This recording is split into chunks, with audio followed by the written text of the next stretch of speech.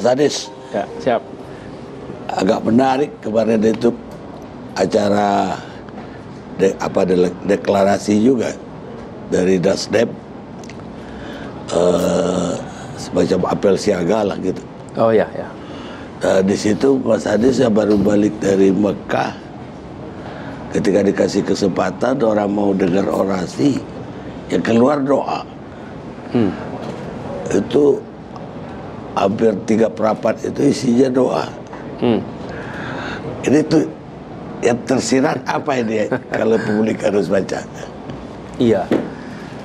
Apel siaga Partai Nasdem kemarin itu luar biasa, Bang. Karena hadir lebih dari 200.000 orang yang berada di sana. Dan banyak sekali datang itu dengan inisiatif sendiri, dengan usaha sendiri yang organik gitu. Jadi bergerak semuanya dari mana-mana. Bukan digerakkan. Ya, jadi ditentukan waktunya, tapi setelah ditentukan waktunya semua datang berbondong-bondong, bahkan sebagian harus ditahan karena tidak cukup nantinya. Dan itu menggambarkan antusiasme yang luar biasa. Itu adalah satu aspek yang penting itu. Kemudian yang kedua, di dalam rangkaian sejak Oktober sampai sekarang, saya berkali-kali juga menyampaikan tentang ide gagasan. Berkali-kali dalam berbagai macam forum. Nah, di kesempatan ini saya ingin mengajak kepada semua dalam kesempatan bersiaga ini. Kan namanya juga apel siaga. Iya. Gagasan sudah disampaikan berkali-kali. Semua orang datang ke situ sebagai sebuah ikhtiar, maka ikhtiar lahiriahnya itu kita sudah kerjakan sebenarnya. Ya.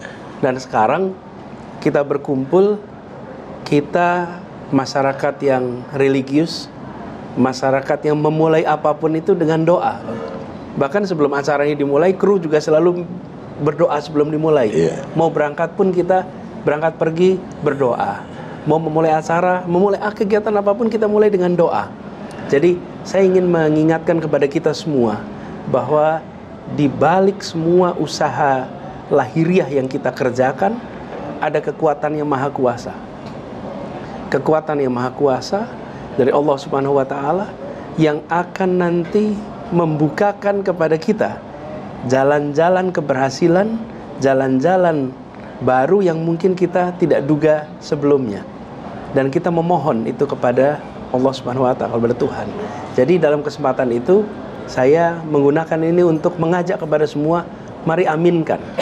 Dan doa di dalam sebuah perhelatan sebesar ini, Bang, mungkin bagi kita di Indonesia seringkali dikirimkan petugas pembaca doa. Iya. Okay? Padahal pemimpin itu juga sebenarnya dia juga memimpin di dalam berdoa. Iya, iya, iya. Bahkan dikatakan bahwa doa pemimpin yang adil itu insya Allah makbul. Jadi kita mengembalikan itu, bahwa memimpin itu juga termasuk memimpin di dalam berdoa. Nah, ini mungkin terasa baru walaupun sesungguhnya tidak baru. Dari dulu juga begitu.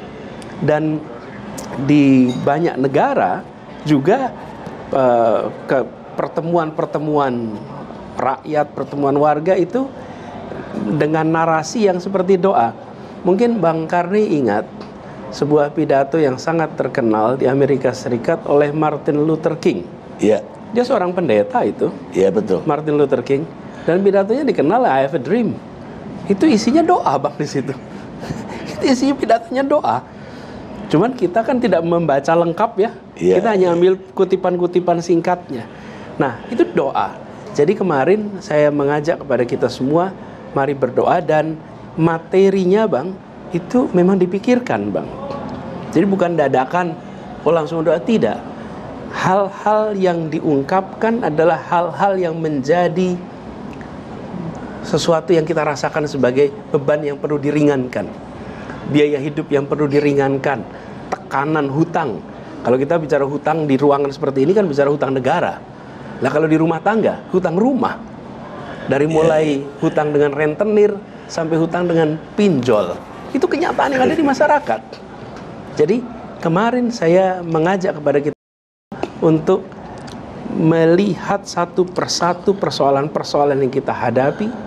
Ini adalah hal-hal yang kita ingin selesaikan sama-sama. Ini hal-hal yang menjadi perhatian kita.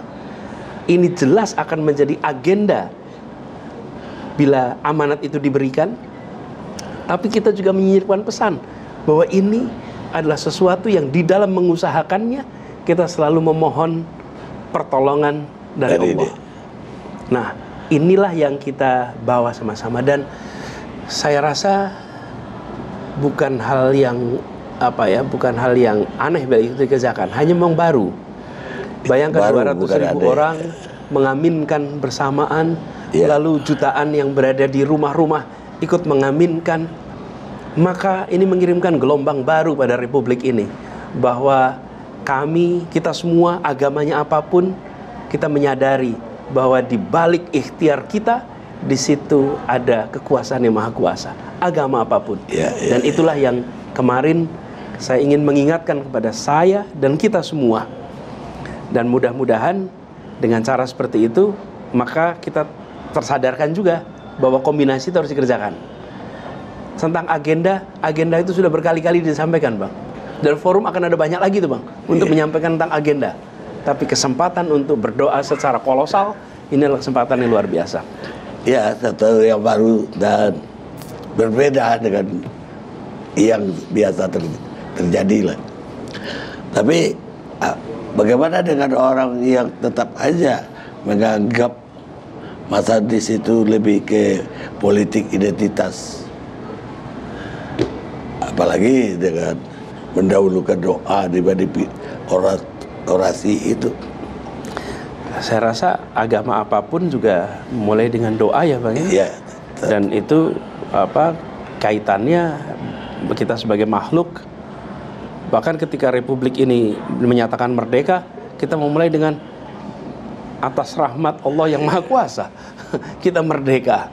Jadi ini adalah ungkapan justru bagaimana kita menempatkan nilai, menempatkan sesuatu yang sifatnya sakral itu dengan posisi yang baik gitu. Adapun terkait dengan yang dibicarakan, Bang, yang didoakan itu semua umat, Bang, yang terlibat dengan biaya hidup tinggi semuanya, yang terkena dengan urusan pinjol semua, pekerja migran yang kita doakan itu semua, anak perempuan yang mengalami ujian yang luar biasa besar itu semua. Jadi sesungguhnya ini malah mengajak pada semuanya. Dan sudah dibuktikan, Bang, di Jakarta. Ketika saya bertugas di kota ini, saya bertugas sebagai gubernur, saya menyiapkan langkah-langkah yang secara serius menjangkau semua, memberikan kesetaraan pada semua, memberikan perasaan nyaman kepada semua, dan tidak menjadi gubernur yang menciptakan konflik antar kelompok, tidak menjadi gubernur yang memancing friksi antar kelompok, tidak menjadi gubernur yang membuat suasana tegang. Justru harus menjadi gubernur yang membuat suasana tenang, teduh, menjangkau semuanya. Dan alhamdulillah Jakarta mendapatkan yang namanya Harmony Award, penghargaan harmoni, karena di Jakarta di masa kami bertugas justru menghasilkan suasana keteduhan antar umat beragama. Jadi kampanye negatif dan usaha untuk melabeli itu tidak kami jawab, Bang, dengan kata-kata, tapi kami jawab dengan kenyataan, bukan dengan pernyataan, kenyataan. Nah, bukti. Bahkan, nah, sehingga ketika kami hari ini juga bersama-sama, yuk kita berdoa bersama, maka semua juga diajak berdoa untuk menyelesaikan masalah semuanya, gitu. Iya, menarik sekali. Tapi kalau kita kembali ke tagline-nya Mas Adis, perubahan untuk persatuan. Ini apa yang Mas Anies maksud, atau katakanlah Nasdem juga punya koalisinya lah, Ya, punya tagline itu. ya. Kalau Mas Anies sendiri melihatnya apa yang akan dituju? Ya, jadi kami melihat persatuan ini menjadi tujuan yang harus kita raih bersama. Kita bersatu karena kita merasakan adanya kemajuan, dan kita bersatu karena kemajuan itu dinikmati oleh semua. Karena itulah kita bersatu. Jadi saya berkali-kali menggarisbawahi, sulit menghadirkan persatuan dalam ketimpangan. Bisa nggak kita bersatu dalam ketimpangan? Iya, iya. Bersatu dalam ketidaksetaraan, bersatu dalam ketidakadilan? Tidak. Bersatu itu dalam kesetaraan, bersatu itu dalam keadilan. Karena itulah untuk mencapai itu, untuk kita bisa bersatu dengan baik, maka kita harus merasakan keadilan. Jadi perubahan yang didorong adalah bagaimana menempatkan keadilan sebagai salah satu faktor terpenting di dalam kebijakan-kebijakan kita.